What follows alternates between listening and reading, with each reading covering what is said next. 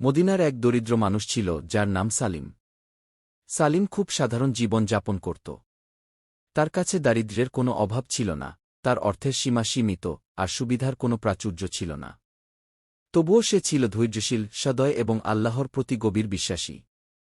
তার জীবনের সবচেয়ে বড় আনন্দের উৎস ছিল তার ছোট্ট খেজুর গাছ। এই গাছটি খুবই ছোট, এমনকি একজন প্রাপ্তবয়স্ক মানুষের বুক পর্যন্ত পৌঁছাত না। কিন্তু সালিমের কাছে এই গাছটি কোনো সাধারণ গাছ ছিল না।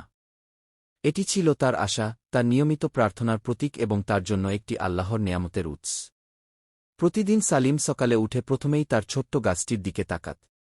সে সূর্যের উষ্ণ আলোতে গাছটিকে পানি দিত।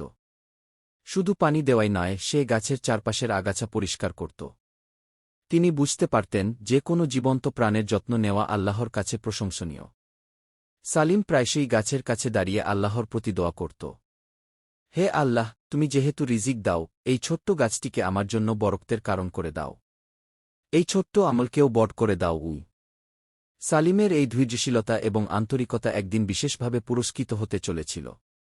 একদিন রাসূল মদিনার রাস্তার মধ্য দিয়ে যাচ্ছিলেন। সালিম যেমনই তার গাছের দিকে পানি দিচ্ছিলেন, রাসূল থেমে দাঁড়ালেন। তিনি দেখলেন যে সালিম কতটা মনোযোগীভাবে প্রতিটি ফোঁটা পানি দিয়ে গাছের যত্ন নিচ্ছেন। রাসূল সালিমের কাছে এসে বললেন, সালিম, তুমি যা করছ, এটি শুধু একটি গাছকে পানি দেওয়া নয়। তুমি একটাকে প্রাণ দিচ্ছ, আর আল্লাহ জীবন্ত প্রতিটি জিনিসের যত্ন নেওয়াকে ভালোবাসেন। সালিম একটু লজ্জিত হয়ে বলল, ইয়া রাসূলাল্লাহ, গাছটা খুব ছোট। জানি না কখনো ফল দেবে কিনা। আমার প্রচেষ্টা কি সত্যিই গুরুত্বপূর্ণ?